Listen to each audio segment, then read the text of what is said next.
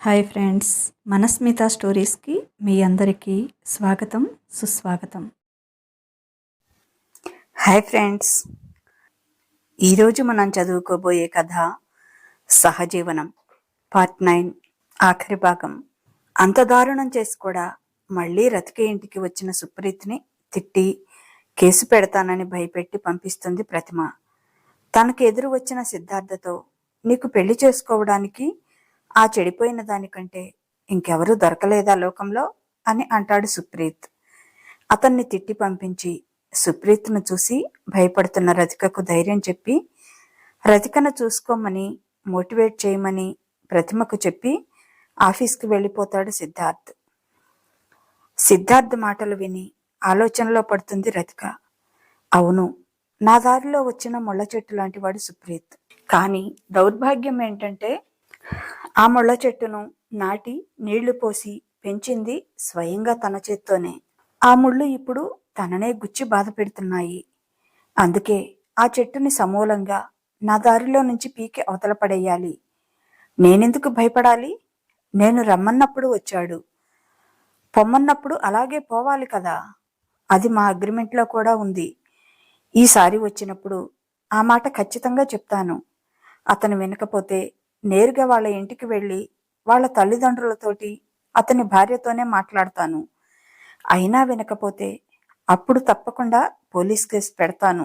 ఈ తప్పులో తన భాగం కూడా ఉంది అనే ఉద్దేశంతో తన పోలీసుల దాకా వెళ్ళటం లేదు.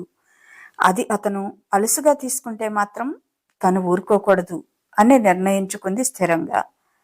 ఏంటే అంతలా ఆలోచిస్తున్నావు అంది ప్రతిమ. ఏమీ లేదే అని తన ఆలోచన ప్రతిమకు వివరించింది.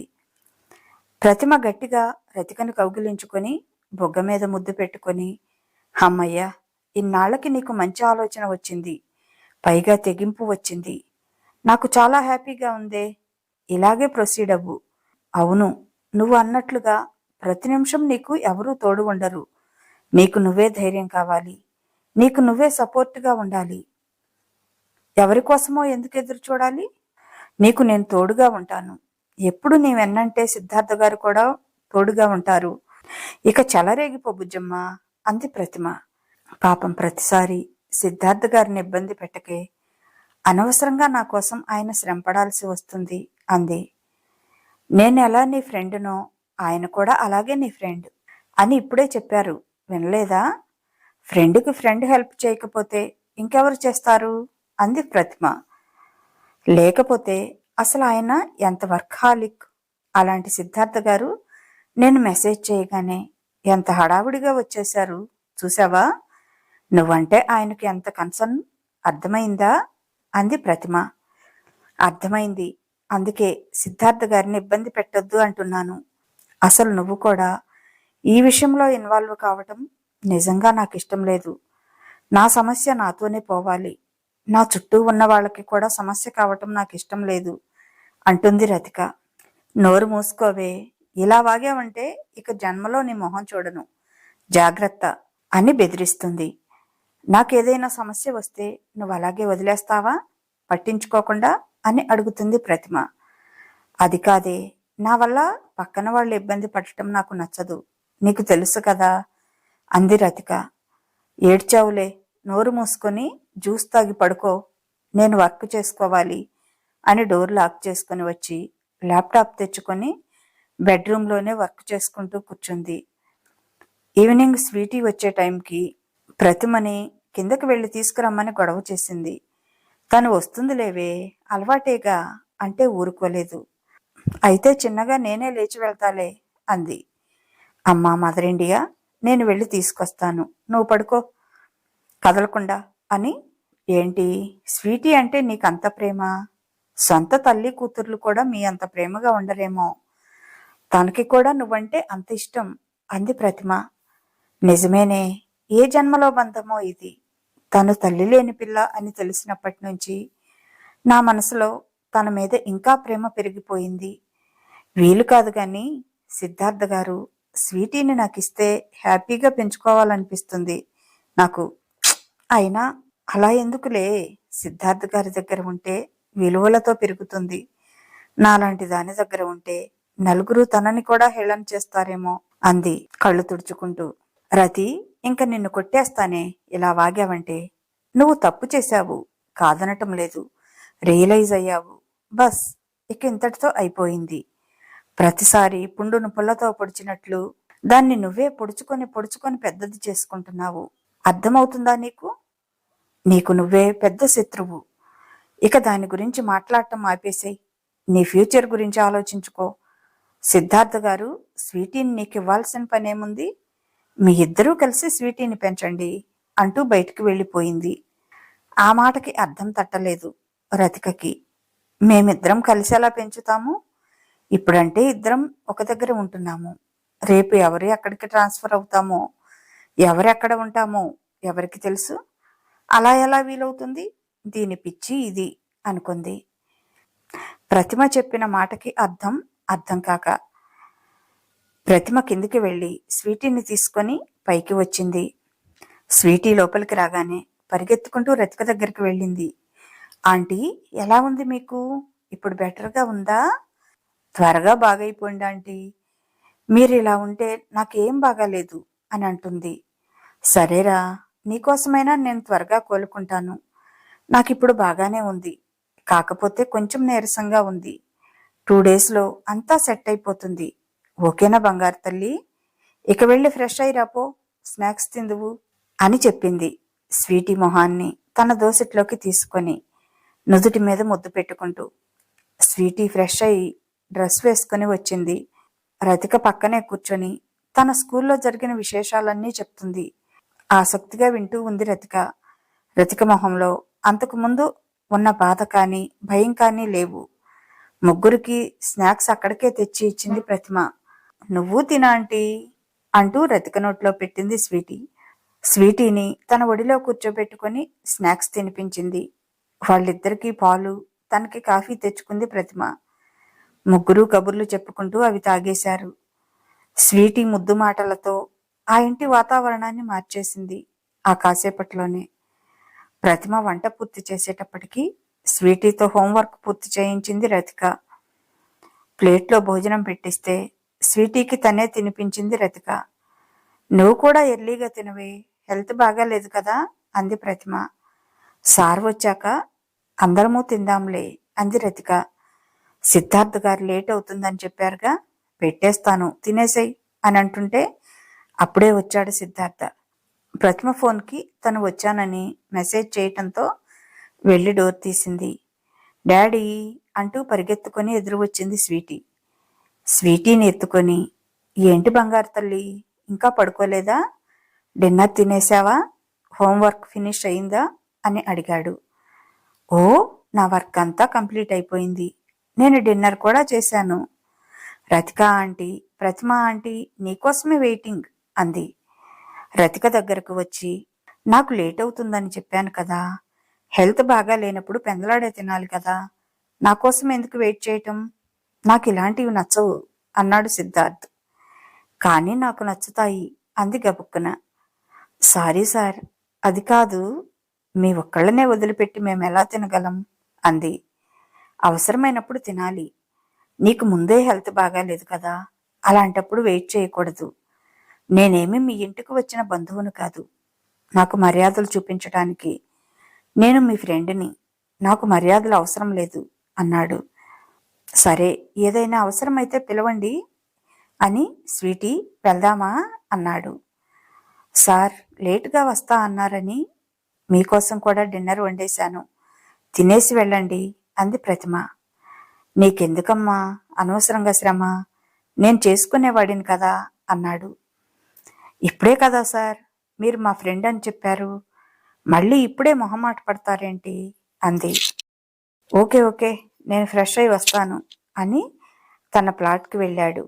రతిక తను కూడా డైనింగ్ టేబుల్ దగ్గరికి వస్తాను అనటంతో ప్రతిమ చిన్నగా నడిపించుకొని వచ్చి చైర్లో కూర్చోబెట్టింది. ఇంకో 2 డేస్ రెస్ట్లో ఉండొచ్చు కదా, అంత తొందర ఏమొచ్చింది?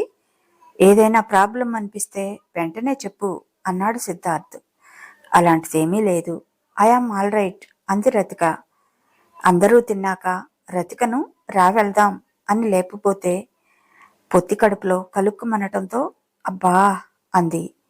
అందుకే చెప్పినప్పుడు వినాలి అని రతికను చిన్నపిల్లల 2 చేతులతో ఎత్తుకొని తీసుకెళ్లి బెడ్ మీద పడుకోబెట్టాడు. పర్వాలేదు, నాకేం కాలేదు అని రతిక చెప్తున్నా వినకుండా. డాక్టర్ చెప్పే వరకు మళ్ళీ బెడ్ దిగావంటే ఊరుకోను అని చెప్పి జాగ్రత్తగా చూసుకో, ఏదైనా అవసరమైతే ఫోన్ చెయ్యి అని చెప్పి అప్పటికే నిద్రపోతున్న స్వీటీని ఎత్తుకొని తన ఫ్లాట్లోకి వెళ్ళాడు. అలా 10 days గడిచేటప్పటికి రతిక పూర్తిగా కోలుకుంది. ఇంకొక 2 days ఆగి మీరు నార్మల్ లైఫ్ లీడ్ చేయొచ్చు అని చెప్పాడు డాక్టర్. తర్వాత నుంచి రతిక ఆఫీస్కు కూడా వెళ్తుంది.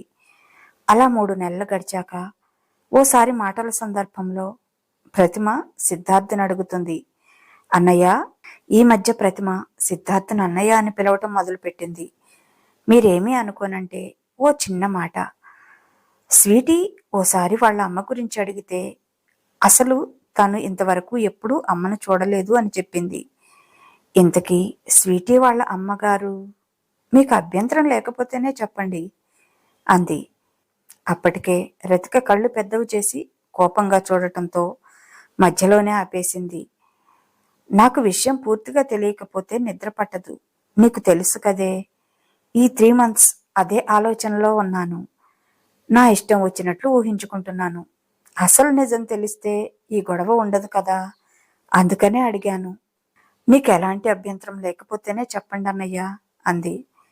ఇందులో అభ్యంతరం ఏమీ లేదు. నా విషయాలేవీ మీకు తెలియదు కదా. నాకు ఎవరూ లేరు. అంటే బంధువులు ఉన్నారు. అమ్మా నాన్న నేను 7th class చదివేటప్పుడు ఓ యాక్సిడెంట్లో చనిపోయారు. అంటే ఆల్మోస్ట్ అనాథనే అన్నమాట. నా వెనక ఆస్తి ఏమీ లేకపోవటంతో బంధువులెవరూ నన్ను తమ దగ్గరకు తీసుకువెళ్ళటానికి ముందుకు రాలేదు. అప్పటి నుంచి ఒంటరిగానే ఉంటున్నాను. కష్టపడి స్కాలర్షిప్స్ మీదే చదువుకున్నాను.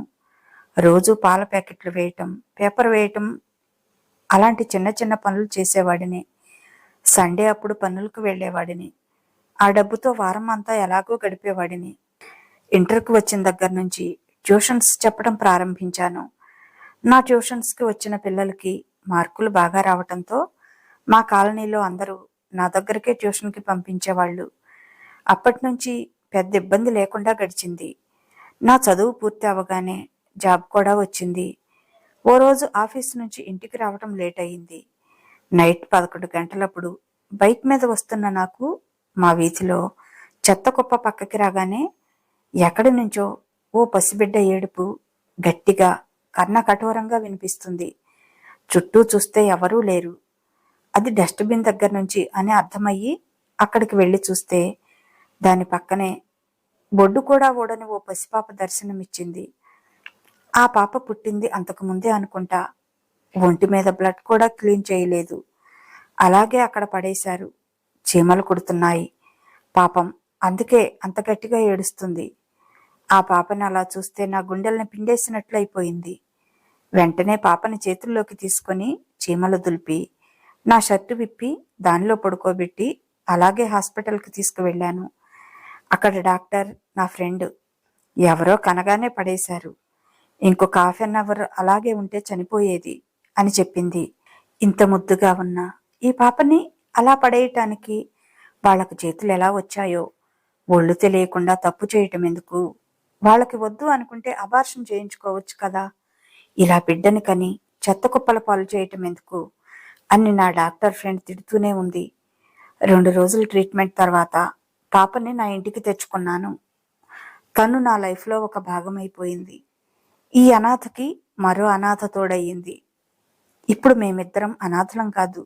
తనకి నేను, నాకు తను తోడు అన్నాడు కళ్ళు తుడుచుకుంటూ. ఇంకో మాట, ఈ విషయం ఎప్పటికీ పొరపాటును కూడా స్వీటీకి తెలియనివ్వకండి. మీ మీద నమ్మకంతో నా మనసులో బాధ మీకు చెప్పుకున్నాను అని చెప్పాడు సిద్ధార్థ్. రతిక, ప్రతిమ ఇద్దరూ కూడా ఏడుస్తున్నారు స్వీటీ కథ విని. రతికకి వెంటనే లేచి వెళ్ళి సిద్ధార్థని అక్కున చేర్చుకొని, మీరు అనాథలు కాదు, మీకు నేను తోడున్నాను అని చెప్పాలనిపించింది. కానీ తను వాళ్ళకి ఏమవుతుంది? కేవలం తను వాళ్ళకి నైబర్. కమ్ ఫ్రెండ్ అంతే అనుకుంది. మరి మీరు పెళ్ళెందుకు చేసుకోలేదు సార్? అంత కష్టపడుతూ స్వీటీని ఒక్కరే పెంచే కంటే పెళ్లి చేసుకుంటే బాగుంటుంది కదా. స్వీటీ ఆడపిల్ల, తనకి కూడా తల్లి అవసరం ఉంటుంది కదా అంది. తల ఊపాడు సిద్ధార్థ్. కానీ నేనెవరికీ స్వీటీ నా కూతురు కాదు అని చెప్పలేను. అలా చెప్తే ఆ నిజం స్వీటీకి తెలిసిపోతుంది. పైగా అనాథ బిడ్డని పెంచటానికి ఏ అమ్మాయి ఒప్పుకోదు. నాకంటూ ఓ కుటుంబం లేదు, అనాథని. పైగా ఓ బిడ్డ తండ్రిని. నన్ను పెళ్లి చేసుకోవటానికి ఏ అమ్మాయి ముందుకు వస్తుంది అన్నాడు. నేను పెళ్లి చేసుకుంటే ఖచ్చితంగా స్వీటీ లైఫ్ని రిస్క్లో పెట్టినట్లు అవుతుంది. అందుకే నేను పెళ్లికి దూరంగా ఉన్నాను. నా సుఖం కోసం, నా సంతోషం కోసం స్వీటీని రిస్క్లో పెట్టలేను అని చెప్పాడు సిద్ధార్థ్. టీ పెట్టుకురావటానికి కిచెన్లోకి వెళ్ళింది రతిక. అదే సరైన సమయం అని. అయితే స్వీటీని ప్రేమగా చూసుకునే అమ్మాయి ఎవరినైనా చేసుకోవచ్చు కదా అన్నయ్య అంది రతికని దృష్టిలో పెట్టుకొని. అది అర్థమయ్యింది సిద్ధార్థకి. అతనికి కూడా ఉంది ఆ ఉద్దేశం. కానీ రతిక ఇప్పటికే ఒక తప్పటడుగు వేసి ఇక ఎప్పటికీ మగవాళ్ళని తన లైఫ్లోకి రానివ్వకూడదు అనే భావనలో ఉంది. సిద్ధార్థ్ నవ్వి, నువ్వు అనేది నాకు అర్థమైంది. స్వీటీకి తల్లి అంటూ ఉంటే రతిక కంటే ప్రేమగా అయితే చూసుకోలేదు. ఆ విషయం నాకు తెలుసు. కానీ పెళ్లికి ఒప్పుకునే పరిస్థితుల్లో రతిక లేదు కదా అన్నాడు. ఆమె మనసు కొంచెం కుదుటపడ్డాక నేనే అడుగుదామనుకున్నాను. మేమిద్దరం భార్యాభర్తల్లా కాకపోయినా స్వీటీకి తల్లిదండ్రులుగా ఉండొచ్చు కదా అని అన్నాడు సిద్ధార్థ. సిద్ధార్థ చేతులు పట్టుకొని, నిజమా అన్నయ్య మీరు చెప్పేది? థ్యాంక్ యూ అన్నయ్య అంటూ కళ్ళు తుడుచుకుంది సంతోషంతో. రతిక గురించి నీకు పూర్తిగా తెలుసు కదా అన్నయ్య. అయినా కూడా మీకు ఎలాంటి అభ్యంతరం లేదు కదా? ఇంకా తను ఎవరి వల్ల బాధపడకూడదు, ముఖ్యంగా అది ఎంతగానో అభిమానించే మీ వల్ల అంది. నా గురించి మీకు తెలుసు కదా ప్రతిమ. నేను మనసులో ఒకటి బయట ఒకటి మాట్లాడే రకం కాదు. రతిక తప్పు చేసింది, కానీ తను డేర్గా పబ్లిక్గానే చేసింది. నేను బయట చాలామంది అమ్మాయిలను చూశాను. పెళ్ళైన వాళ్ళు, పెళ్లి కాని వాళ్ళు చాటుమాటుగా ఇలాంటి తప్పులు చేసి పైకి మాత్రం చాలా ఫెయిర్గా కనిపిస్తారు. నాతో పాటు చదువుకున్న అమ్మాయిలు, అబ్బాయిలు పెళ్లికి ముందే అన్నీ ముగించేసి ఫ్రెషర్స్ లాగా హ్యాపీగా వేరే వాళ్లతో పెళ్లికి రెడీ అయిపోయారు. ఇదేంట్రా, నువ్వు నిన్నటి వరకు ఆ అమ్మాయితో చాలా ముందుకు వెళ్ళిపోయావు కదా. మీరిద్దరూ హోటల్ రూమ్లో కూడా చాలాసార్లు స్పెండ్ చేయటం నాకు తెలుసు. మరి ఆ అమ్మాయి ఎవరినో పెళ్లి చేసుకుంటే నువ్వెలా చూస్తూ ఊరుకున్నావురా అంటే, లైట్ మచ్చ, అదంతా కామన్. అప్పుడు నాకు ఇష్టంగా అనిపించింది, అలా చేశాం. మేమిద్దరం పెళ్లి చేసుకోవాలనేమీ అనుకోలేదు. ఇద్దరి మధ్య ఇష్టం మాత్రమే, ప్రేమే ఏం కాదు. తను మా క్యాస్ట్ కూడా కాదు. మా ఇంట్లో వాళ్ళు అసలు ఒప్పుకోరు అన్నాడు. వీడు వెధవ. సరే, అసలు ఆడపిల్ల ఆ అమ్మాయి కూడా అలా ఎలా చేసిందా అని నాకు అర్థం కాలేదు. అలా ఆమెనే కాదు, చాలా మందిని చూశాను. అంటే ఆడవాళ్ళందరూ మంచివాళ్ళు కాదు అని నా అభిప్రాయం కాదు. కానీ వాళ్ళు మాత్రం పైకి చాలా మంచివాళ్ళలాగా బిహేవ్ చేస్తూ లోపల మాత్రం చెడు భావనలు కలిగి ఉంటారు. కానీ రతిక అలా కాదు. తప్పో ఒప్పో తను అనుకున్నది ధైర్యంగా చేసింది. అది తప్పని రియలైజ్ అవ్వగానే ఆ తప్పుకి దూరంగా ఉంది. నేను రతికలోని నిజాయితీని నమ్ముతున్నాను. నా స్వీటీకి రతిక కంటే మంచి అమ్మని తీసుకురాలేను అని చెప్పాడు. టీ తీసుకొని రాబోతూ సిద్ధార్థ మాటలు విని ఆగిపోయింది. అతనికి తన మీద ఉన్న అభిప్రాయానికి, నమ్మకానికి, ప్రేమకి రతికకి కళ్ళల్లో నీళ్లు తిరిగాయి. ఏమీ ఎరగనట్లు టీ, స్నాక్స్ తెచ్చి ఇచ్చింది. ఆ రోజు స్కూల్లో పిల్లలను ఎక్స్కర్షన్కి తీసుకువెళ్లారు. అక్కడ నుంచి అప్పుడే వచ్చిన స్వీటీ పరిగెత్తుకుంటూ వెళ్ళి రతిక ఒళ్ళో కూర్చొని తను చూసిన విశేషాలన్నీ చెప్తూ ఉంటుంది. సరే బంగారు తల్లి, ముందు ఫ్రెష్ అయ్యి స్నాక్స్ తింటూ కబుర్లు చెప్పుకుందాం రా అని స్వీటీని వాష్రూమ్కి తీసుకొని వెళ్ళింది. అది చూసి తృప్తిగా నవ్వుకున్నాడు సిద్ధార్థ్. దేవుడా, నా రతిక జీవితాన్ని ఈ తండ్రి కూతుళ్లతో జత చేసి సంతోషంగా సాగిపోయేట్లుగా చేయి స్వామి అని వేడుకుంది. సరే, నాకు బయట కొంచెం పని ఉంది, చూసుకొని వస్తాను. వచ్చేటప్పటికి కొంచెం లేట్ అవుతుంది అని చెప్పి వెళ్ళిపోయాడు సిద్ధార్థ్.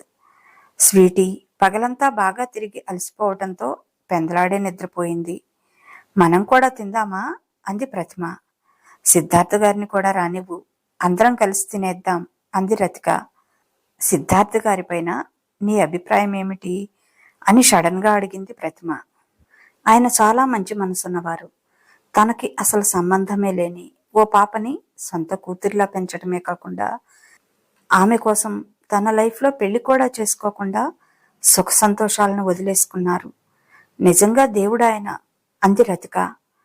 మరి ఆ సుఖ సంతోషాలని నువ్వు అందించే అవకాశం వస్తే నువ్వేమంటావు అని డైరెక్ట్గానే అడిగింది. ఏయ్, ఏంటే ఆ పిచ్చి మాటలు అంది రతిక. ఇంకా ముసుగులో గుద్దులాటేందుకే? ఇందాక ఆయన నాతో మాట్లాడింది నువ్వు విన్నావని నాకు తెలుసు. టీ తీసుకుని వచ్చి నీ తడి కళ్ళతో ప్రేమగా ఆరాధనగా సిద్ధార్థ గారిని చూస్తుంటే నాకప్పుడే అర్థమైంది నువ్వు విన్నావని. ఇప్పుడు నిజంగా నీ మనసులో ఉన్న మాట చెప్పవే అంది ప్రతిమ. అది కాదే, సిద్ధార్థ గారు నా దృష్టిలో దేవుడు. నేను దారిన పోయే వాళ్ల కాళ్ళ కింద పడి నలిగిపోయిన పువ్వుని. ఈ పువ్వుని ఆ దేవుడి పాదాల మీద పెడితే ఆ దేవుడు కూడా అపవిత్రమైపోతాడే అంది కన్నీళ్లతో ప్రతిమను చూస్తూ. ఇక ఇలాంటి పిచ్చి ఆలోచనలు మానేసాయి. సిద్ధార్థ గారు ఆ విషయాన్ని అసలు కన్సిడర్ చేయటం లేదు. ఆయన శరీరం కంటే మనసుకే ఎక్కువ విలువ ఇచ్చే మనిషి. నీ తప్పును నువ్వు తెలుసుకున్నావు కనుక ఆయనకి ఇక ఎటువంటి అభ్యంతరం లేదు.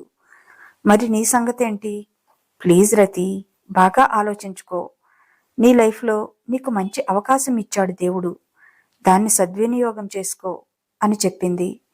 లేదే, నా మనసు ఒప్పుకోవటం లేదు.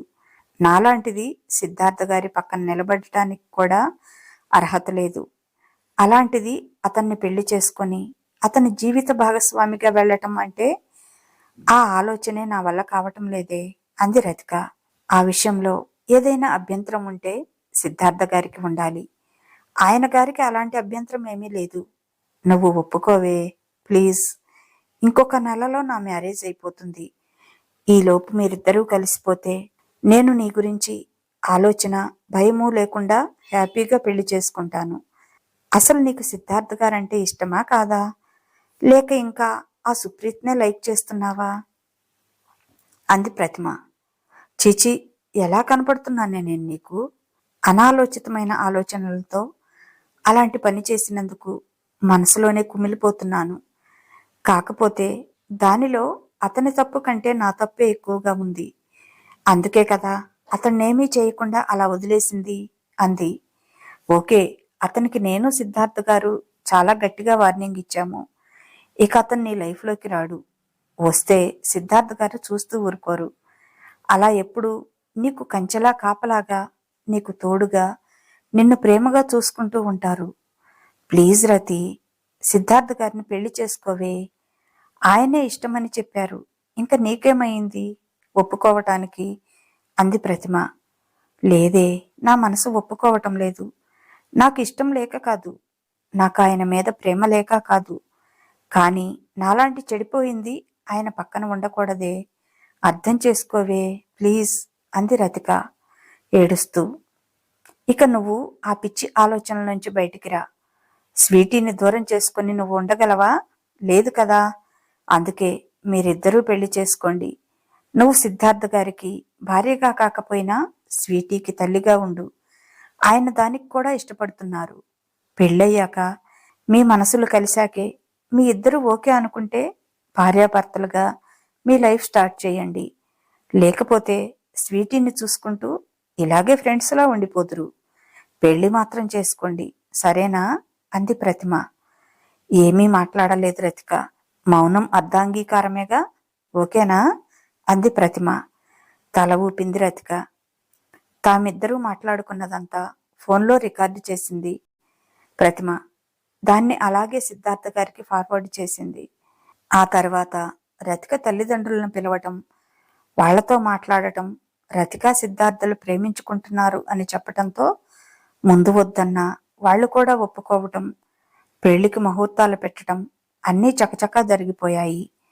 ప్రతిమ పెళ్లి, రతిక పెళ్లి ఒకే రోజు కుదిరింది. స్నేహితురాళ్ళిద్దరూ తల్లిదండ్రులను ఒప్పించి వాళ్ళది పల్లెటూరు కనుక ఊరి బయట పొలాల్లో పెద్ద స్టేజీ కట్టారు. స్నేహితురాళ్ళిద్దరూ తల్లిదండ్రులను ఒప్పించి వాళ్ళది పల్లెటూరు కనుక ఊరి బయట పొలాల్లో పెద్ద స్టేజీ కట్టారు. ఒకే పెళ్లి మండపంలో స్నేహితురాళ్ళిద్దరూ పెళ్లిళ్ళు చాలా ఘనంగా జరిగాయి. సిద్ధార్థ తన మెడలో తాళి కడుతుంటే రతికకు ఏదో తెలియని అనిర్వచనీయమైన అనుభూతి కలిగింది. ఆమె కళ్ళల్లో నీళ్లు తిరిగాయి. పిచ్చి ఆలోచనలతో ఇంత ఆనందాన్ని పోగొట్టుకోవాలి అనుకున్నానా అనుకుంది. తన జీవితాన్ని తానే చేజేతులారా నాశనం చేసుకున్నా మళ్లీ తన జీవితంలోకి వసంతాన్ని తీసుకువస్తున్న సిద్ధార్థ కాళ్ళకి తనకు తెలియకుండానే నమస్కారం చేసింది. ఆమె కళ్ళల్లోంచి 2 కన్నీటి బొట్లు రాలి సిద్ధార్థ కాళ్లపై పడ్డాయి. ఆమె కళ్ళు తుడిచి నుదుటిపైన ముద్దు పెట్టాడు ప్రేమగా. స్వీటీకి తల్లిదండ్రులుగా వారి జీవిత ప్రయాణం మొదలయ్యింది. సిద్ధార్థ స్వీటీలు ఫ్లాట్ ఖాళీ చేసి రతిక ఫ్లాట్లోకి వచ్చేశారు. సిద్ధార్థ ఖాళీ చేసిన ఫ్లాట్లోకి ప్రతిమ దంపతులు దిగారు. ప్రతిమ ప్రోత్సాహం, సిద్ధార్థ ప్రేమతో కొద్ది నెలలకే రతిక మనసు మార్చుకొని మనస వాచ కర్మణ సిద్ధార్థకి పూర్తిగా భార్యగా మారాలని నిర్ణయం తీసుకుంది. ఆ రోజు సిద్ధార్థ్ తనకి మీటింగ్ ఉందని, లేటుగా వస్తానని క్యాబ్లో వెళ్ళిపోమని చెప్పాడు. సరేనని రతిక క్యాబ్లో వస్తూ మధ్యలో ఆపి తనకి కావలసినవి తీసుకుంది. ఇంటికి వచ్చి సిద్ధార్థకి ఇష్టమైనవన్నీ చేసింది. అతనికి పెసరపప్పు హల్వా చాలా ఇష్టమని అది కూడా చేసింది. వంట చేస్తూనే స్వీటీతో హోంవర్క్ చేపించి ఆమెకి భోజనం పెట్టి నిద్రపుచ్చింది. సోఫాలో కూర్చొని అంతకు ముందు రోజు ప్రతిమ చెప్పిన మాటల్ని గుర్తు చేసుకుంది. నీ మాట నీదే కానీ నా మాట అసలు వినవా నువ్వు? ఇంకెన్నాళ్ళు సిద్ధార్థ గారిని బాధ పెడతావు? ఆయన కూడా అందరిలాంటి మగాడే కదా, అతనికి కోరికలు ఉంటాయి. పెళ్ళయ్యి అందమైన భార్యని పక్కనే పెట్టుకుని ఎంతకాలమని నిగ్రహంగా ఉండగలరు? నువ్వు కూడా ఆలోచించుకో రతిక. నువ్వు పిచ్చిగా ఆలోచిస్తున్నావు. నువ్వు తనకి తగని దానివిలాగా ఎప్పుడైనా ప్రవర్తించారా సిద్ధార్థ గారు?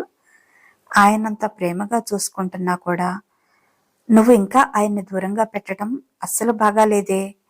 ఇంకో మగాడైతే నిన్ను పెళ్లి చేసుకున్నాను, నువ్వు నా భార్యవి, నీ మీద నాకు హక్కు ఉంది అని బలవంతం చేసేవారు. ఆయన అలా కూడా చేయటం లేదు. ఆయన మంచితనాన్ని నువ్వు చులకన చేస్తున్నట్లుగా అనిపిస్తుంది నాకు అంది ప్రతిమ. చాచా, అదేం మాటే, ఆయనంటే నాకు ప్రాణం, నీకు తెలియదా? కాకపోతే ఇంతకు ముందు నేను చేసిన పని వల్ల ఆయనతో అలా ఉండాలంటే నాకెందుకో కొంచెం ఇబ్బందిగా అనిపిస్తుంది.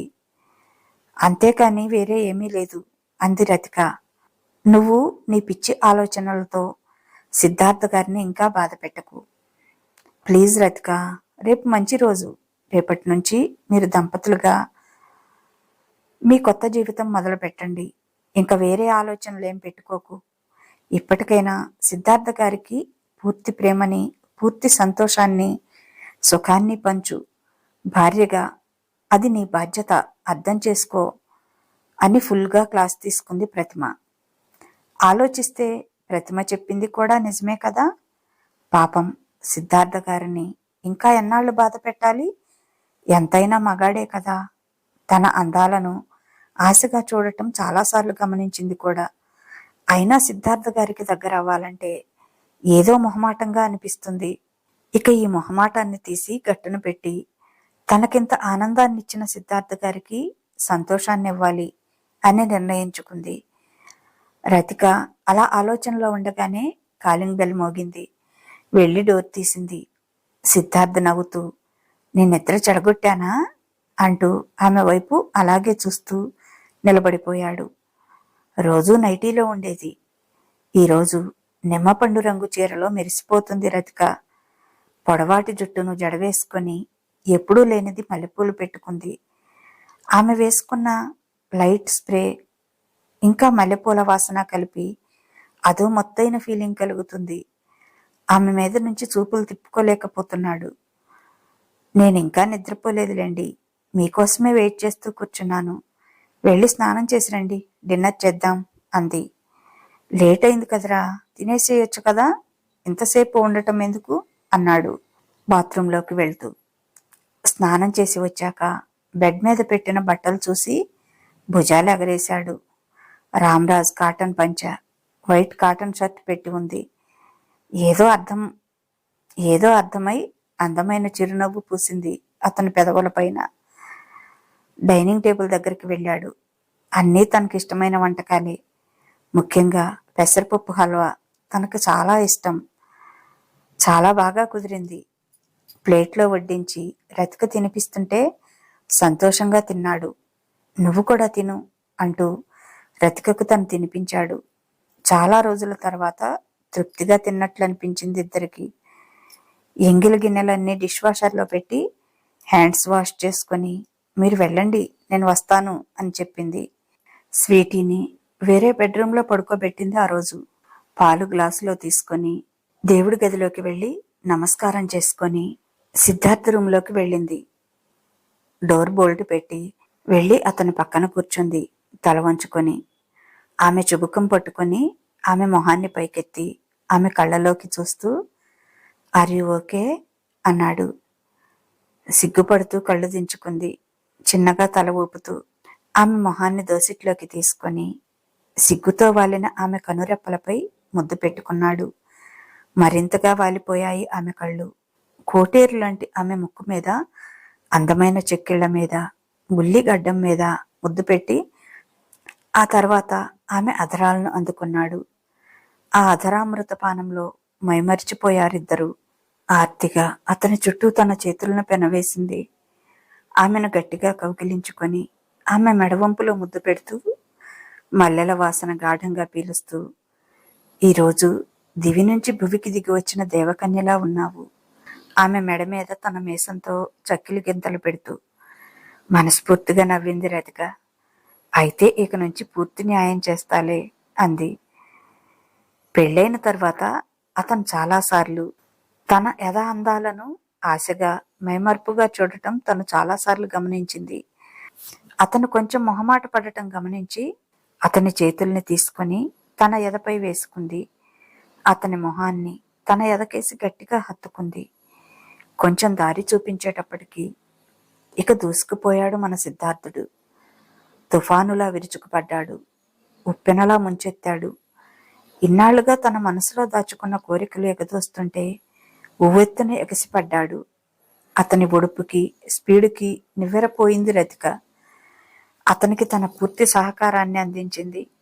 ఇద్దరూ స్వర్గం అంచులు తాకి వచ్చారు. థ్యాంక్ యూ రతిక అన్నాడు తృప్తిగా ఆమె ఎదపై సేద తీరుతూ. అతని జుట్టులోకి వేళ్లు పోనిచ్చి నిమురుతూ అతని నుదుటిపై ముద్దు పెట్టింది.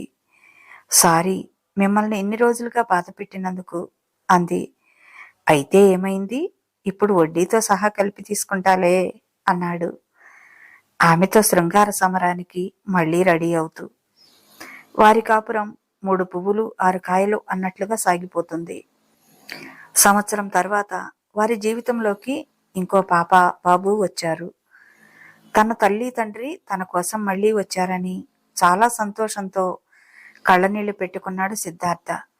ఒకే కాన్పులో పుట్టిన 2 కవలల్ని చూసి రతిక నుదుటిన ముద్దు పెట్టుకొని మా అమ్మా నాన్నని మళ్లీ నాకిచ్చావు అన్నాడు కళ్ళు తుడుచుకుంటూ. వారి రాకతో వాళ్ళ జీవితంలో సంతోషాలు మరింతగా విరబూశాయి. స్వీటీ తమ్ముడు చెల్లితో ఆడుకుంటూ మరింతగా హ్యాపీ ఫీల్ అవుతుంది. ఇప్పుడు వారి కుటుంబం సంపూర్ణమయ్యింది. రతిక అనాలోచితంగా ఓ తప్పు చేసినా భగవంతుడు ఆమెకు అన్యాయం చేయకుండా మంచిదారే చూపించాడు. కానీ అందరికీ ఇలా జరగదు. ఇది కథ కాబట్టి మనకు నచ్చిన విధంగా రాసుకున్నాము. రియల్గా అయితే చాలా ఘోరాలు జరగవచ్చు. ఆత్మహత్యలు, హత్యలు కూడా జరగవచ్చు. అందుకే సాంప్రదాయబద్ధంగానే జీవిద్దాం. భయం లేకుండా జీవితంలోని ఆనందాన్ని అనుభవిద్దాం. అసలు విషయం మర్చిపోయాను, ప్రతిమకు కూడా ఓ బుజ్జిగాడు పుట్టాడండోయ్. ప్రతిమ కూడా హ్యాపీ. స్నేహితురాలు జీవితం ఓ గాడిన పడినందుకు. ఇదండి కథ. ఎలా ఉంది మన కథ? నేనైతే ఇంకో విధంగా రాయాలనుకున్నాను, కానీ అది అటు తిప్పి ఇటు తిప్పి నాకెందుకో చెడుగా రాయాలి అనిపించదు. అందువల్ల ఇది కూడా ఈ వేలోనే వచ్చేసింది. మీకు బోరింగ్గా ఉందేమో అనిపిస్తుంది నాకు అప్పుడప్పుడు, అందుకే వ్యూస్ వెళ్ళటం లేదేమో అనిపిస్తుంది. కానీ నా చెయ్యేందుకో చెడు రాయబుద్ధి కాదు. ఎండింగ్లో చెడుకి ఆస్కారం ఇవ్వదు నా మనసు, అందుకే ఇలాగే రాశాను. సరే, ఈ కథ కనుక మీకు నచ్చినట్లయితే తప్పనిసరిగా ఒక లైక్ ఇవ్వండి. అలాగే మీ అమూల్యమైన అభిప్రాయాన్ని ఓ చిన్న కామెంట్ ద్వారా తెలియచేయండి.